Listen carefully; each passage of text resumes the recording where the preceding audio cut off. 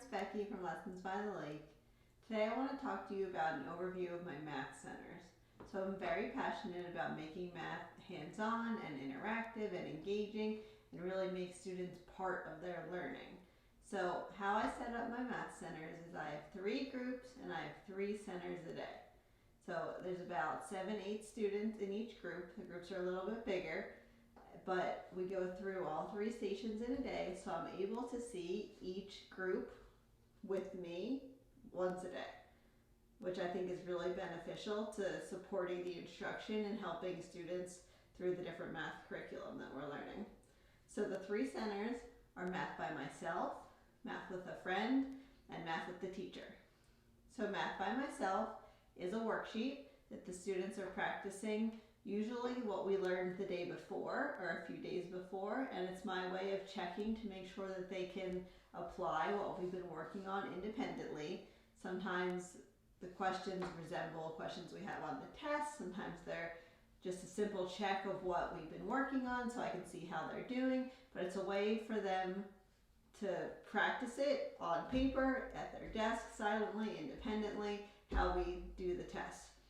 I don't like math being like that. I like it to be hands-on and fun and use manipulatives, but I know that there has to be a time for them to do it by themselves on a worksheet, because if that's what they see on the test and they never see it before that, they're going to have a lot of trouble applying what they do on whiteboards with manipulatives to a paper pencil test. So math by myself is their time to do that. Math with a friend is their time to work with another student on one of our math tubs.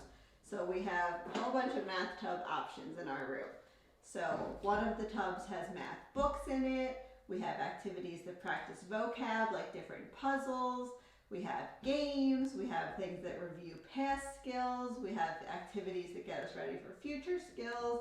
So there's 6 math tubs for them to pick from. They're allowed to choose any of them. Depending on the year, some years I've had them mark off which ones they did each day to hold them accountable, that they're choosing a variety and doing different math tubs throughout the week and throughout the unit.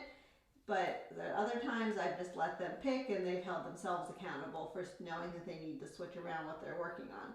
So everything that they possibly need is in this tub. So if they need dominoes, they're in there. If they're playing one of my games with Taco blocks, I have a lot of games that I have cards that match the color of the block, so as they're playing with the Taco blocks, they're answering questions. I'll put them in a link below if you want to see them.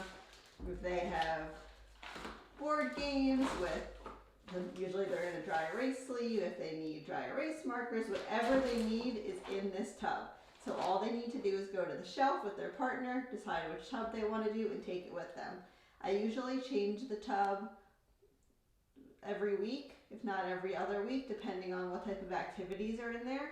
Usually every other week, I would say, so students don't get bored of the games.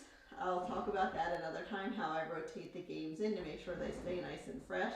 But if there's a game like this, like a board game that they're working through, or an interactive game that they're doing something on a paper, it's usually differentiated options. So what I do in that case is I have folders within the tub, and the folders are labeled with their groups, or a certain color that corresponds with their groups. So they know if they're in the blue group, they always get the game board from the blue folder. They don't think anything of it. I just tell them that that's where their game board is. It's in the folder, so that they then are getting differentiated and experiences during their math with a friend time.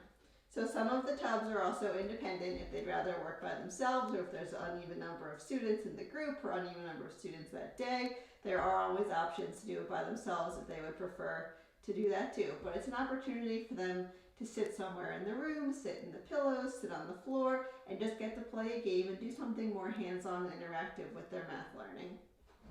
And then the third station is math with the teacher. So that's when they come meet with me at the back table and they sit all around with me.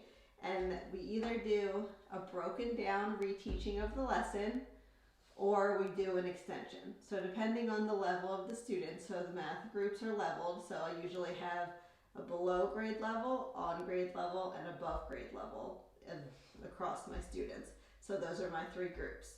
So the below grade level, we're really working on breaking down what our whole group instruction was that day and building upon that and using manipulatives and helping solidify that understanding. We do a lot of concrete representations with hands-on experiences to teach them those different strategies and help them understand. And then the on grade level and the above, we're reviewing what we did that day and we're extending on it. We're building it. We're doing those challenging higher thinking questions. We're just repeating the types of questions and ensuring that they know, giving them different formats, multiple choice, giving them all different kinds of problems to help elaborate on that. So we usually have 10 to 15 minutes with each group, depending on how long the whole group lesson was. So I think the whole group lesson is really important.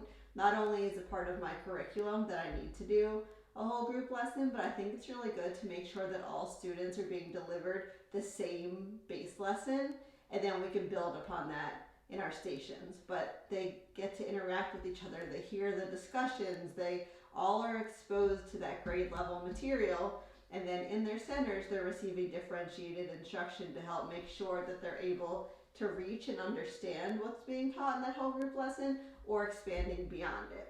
Every unit I do a pre-test to see where my students are and what kind of prior knowledge they have about the math that we're coming up to.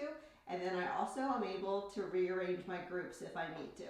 My math groups are very fluid. During the unit I switch them before, and whenever I feel like a student would benefit from being in a different group, we just make that switch.